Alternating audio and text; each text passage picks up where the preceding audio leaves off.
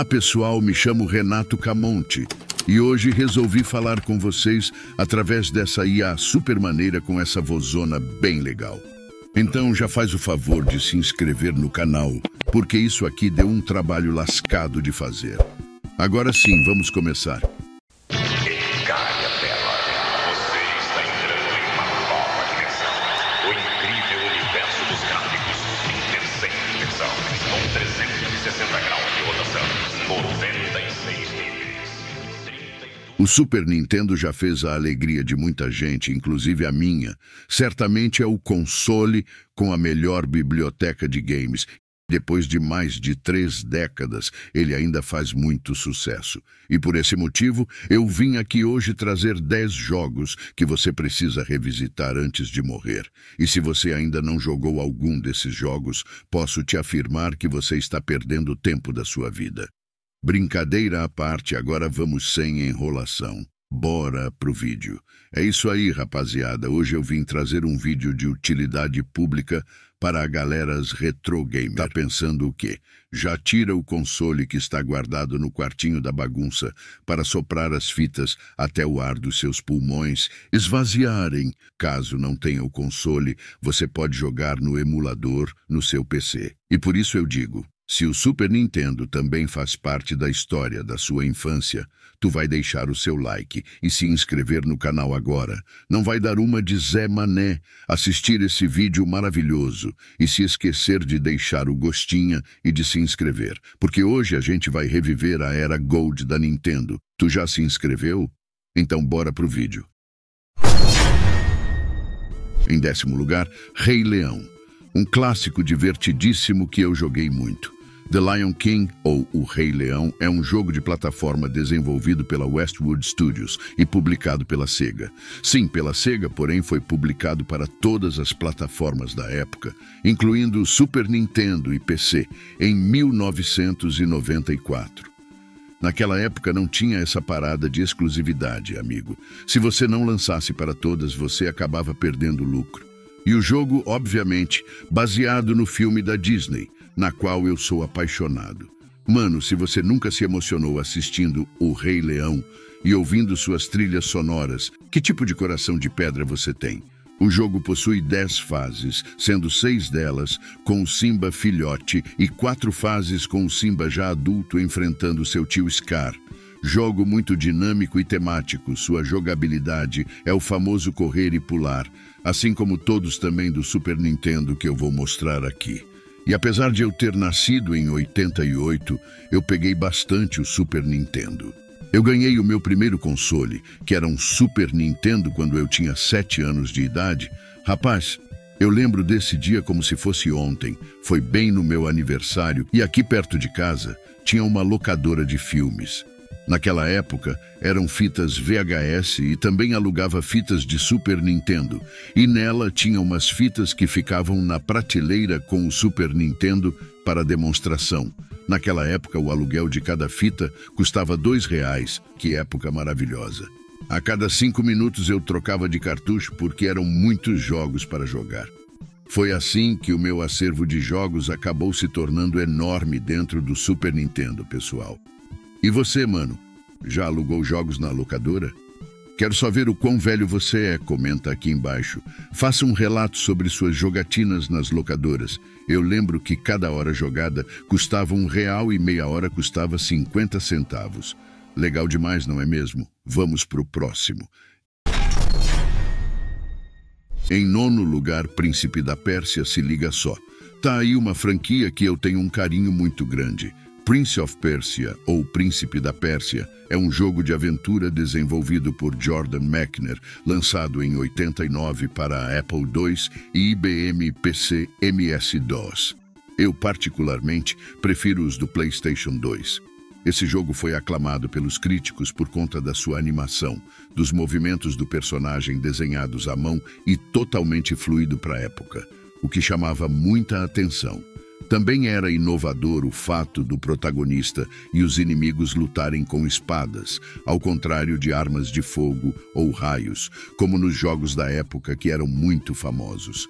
Esse estilo de jogo foi por conta desse sucesso que o seu criador assinou com a Bound e a Konami para distribuir esse jogo para todas as plataformas da época, incluindo o Super Nintendo, onde alavancou demais as suas vendas. Príncipe da Pérsia. Hoje em dia é uma franquia consolidada, mas consolidada mais ou menos, viu? Porque a sua época de ouro foi no PlayStation 2, mesmo com aquela trilogia de game, que na época, nas barraquinhas tinha até um CD que vinha os 3 jogos. Mas também no Super Nintendo eu continuo recomendando bastante esse game, pessoal. Bora pro próximo. Em 8º lugar, Blackthorn. E olha só, por mais que o jogo seja de Super Nintendo, suas mecânicas são extremamente avançadas e peculiares para a época. Um bagulho louco, algo inovador. E eu gostei tanto da mecânica dele que eu resolvi trazer para o canal. Relaxa que eu vou mostrar Blackthorn, que também é conhecido como Black Hawk em alguns países europeus. É um game de plataforma desenvolvido pela Blizzard, sim, Blizzard, e publicado pela Interplay para Super Nintendo, Mega Drive e MS-DOS em 94. Você é Caius Claros, parece até nome de vampiro, enfim, Caius Vlaros busca vingança pelo seu povo. A saga Blackthorn se passa no planeta Tu. Quem é você? Tu. Não, eu, você. Sim, eu sou tu. Você é surdo? Não, tu é cego. Que existiu por séculos sem o conhecimento dos humanos. E acreditem, apesar de ser um jogo antigo, o enredo dele é muito complexo, que para entender uma palhinha levaria um vídeo inteiro. Mas, mano, o game ele me impressionou até para os dias de hoje pela sua animação e jogabilidade. A produção do game buscou o realismo na animação e os movimentos do personagem. E pesquisando bastante hoje em dia, eu vi que esse jogo é considerado um game underground, mesmo sendo da Blizzard, porque existiu pouca gente que jogou comparando com os games que já existia na época, que também tá nesse vídeo, e eu joguei bastante esse game para poder trazer aqui para vocês. Eu recomendo demais para quem está procurando Super Nintendo para jogar. Beleza? Bora pro próximo. Em 7º lugar, Chrono Trigger. Tá em um jogo que fez parte da minha história, cara. Esse jogo é muito lindo. Chrono Trigger é um jogo de RPG desenvolvido e publicado pela Square Company para Super Nintendo em 95. Teve uma versão aprimorada para o PlayStation 1 e foi lançada em 99, mas aqui a gente vai falar da original. E pessoal, a história de Chrono Trigger também é complexa. E, de início, se passa há 1000 anos antes de Cristo. Chrono e Marley observam Luca e seu pai em uma demonstração de um teletransportador em uma feira milenar. Quando Marley se candidata a testar o aparelho, seu colar interfere no teletransportador e gera um portal do tempo que a puxa para dentro. Depois que Chrono e Luca conseguem gerar o portal novamente e chegam a 600 a.C., o jogo começa a partir de lá. O game é o famoso RPG de batalha em turnos, no estilo Pokémon, podendo acessar e explorar áreas com a câmera de cima. Digamos que, se for falar de um gênero atual, ele seria um RPG de mundo semi-aberto. Akira Toriyama, o criador de Dragon Ball, foi o designer de criação do personagem do game, assim como ele também desenhou Dragon Quest. Obrigatório para quem gosta de RPG. E se você está procurando um RPG com um enredo top pro Super Nintendo, meus mexericos, vale muito a pena esse game. Bora pro próximo.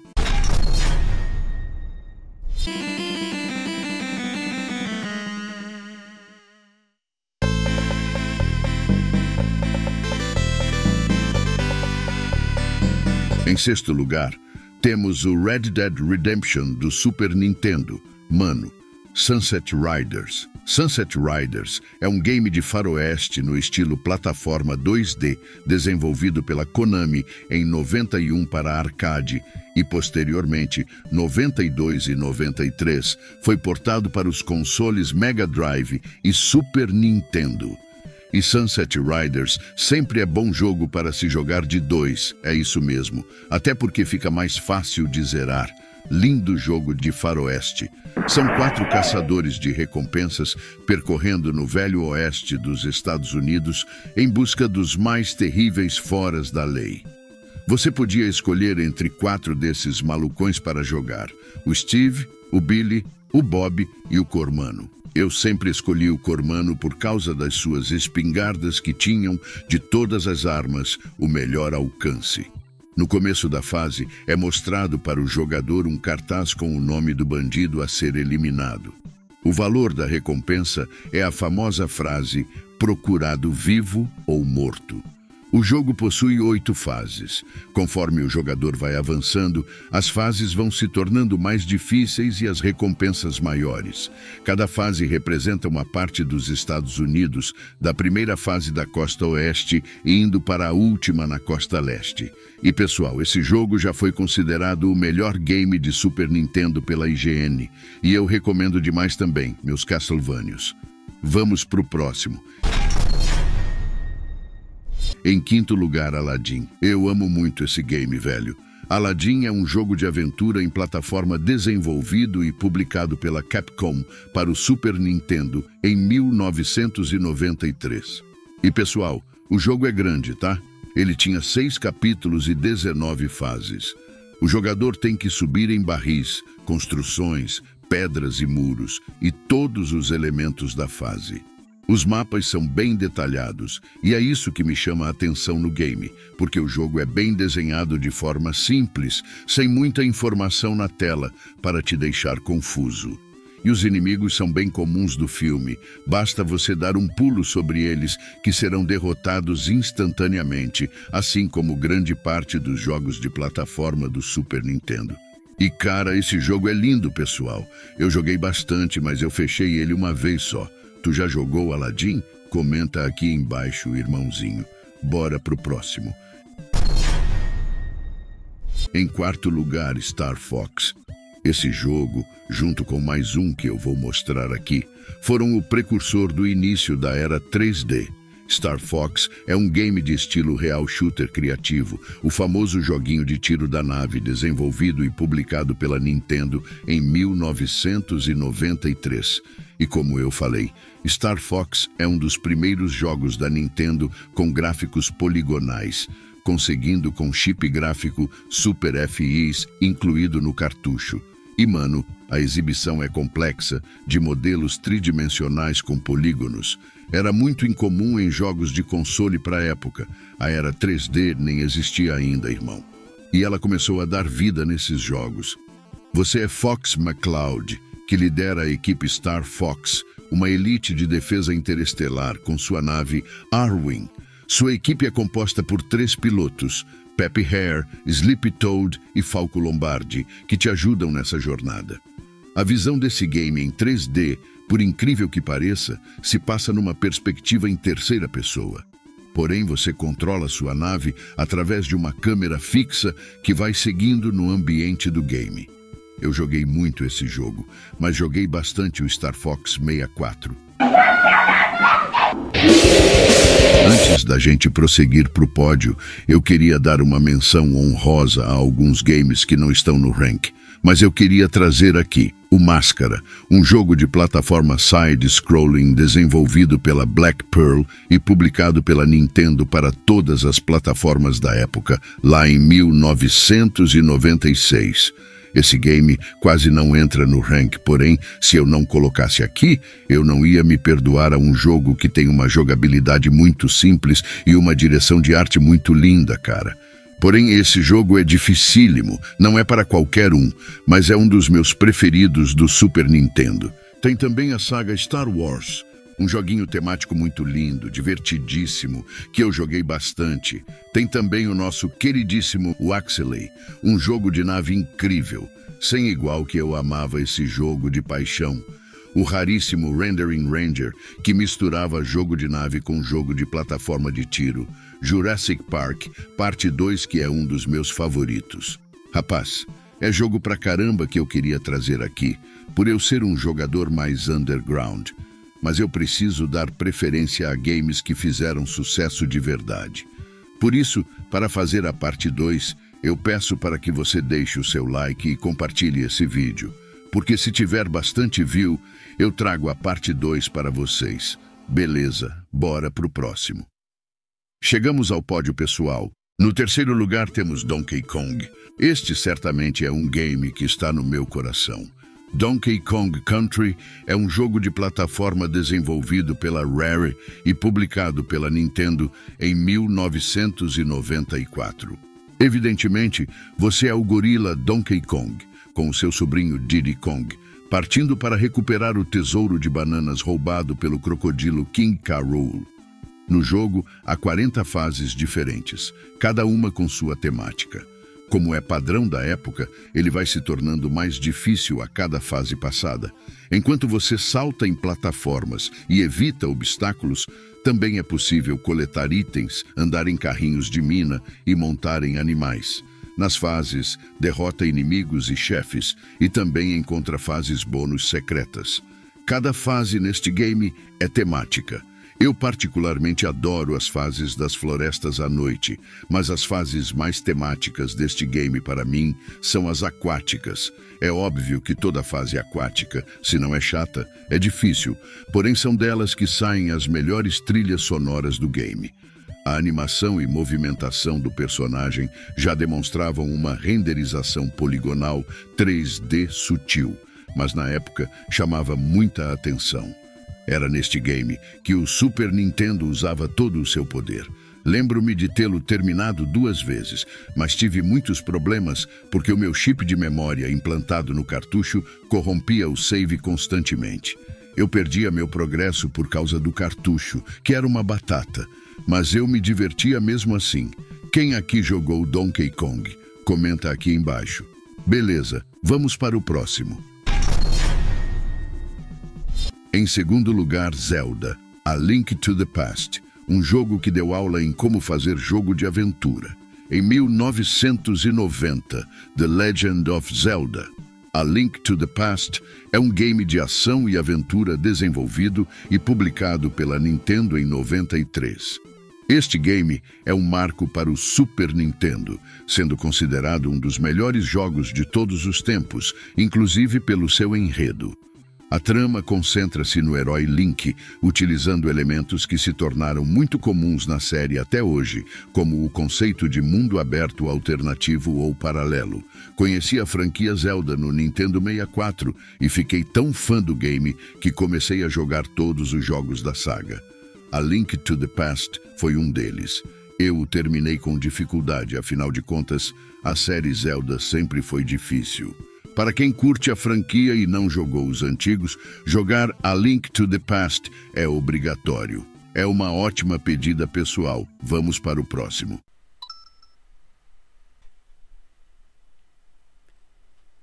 Super Mario World 2, Yoshi's Island, conhecido no Japão como Super Mario Yotsushi Airando. Agora você pagou um pau pro meu japonês, fala sério.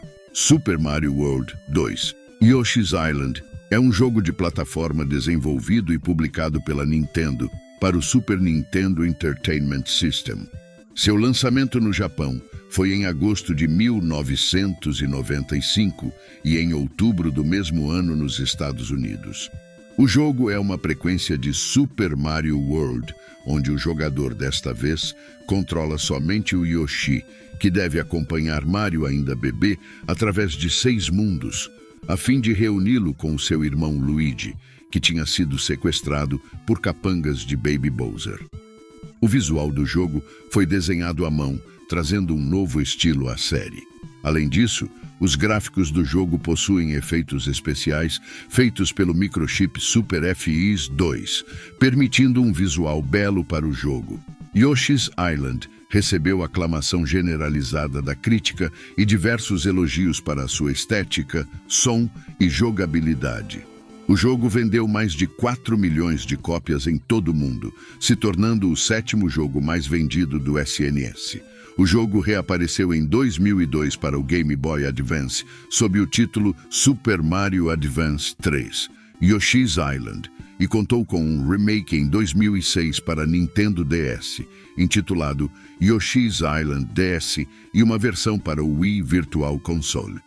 O jogo foi produzido por Shigeru Miyamoto, o criador de Mario, e Takashi Tezuka atuou como um dos diretores do jogo. Eu vou ficando por aqui no vídeo, mas a nossa conversa vai continuar aí no campo dos comentários. Falei sobre vários jogos aqui e agora vou indo. Até mais, meus Super Metroidos, e fiquem com Deus.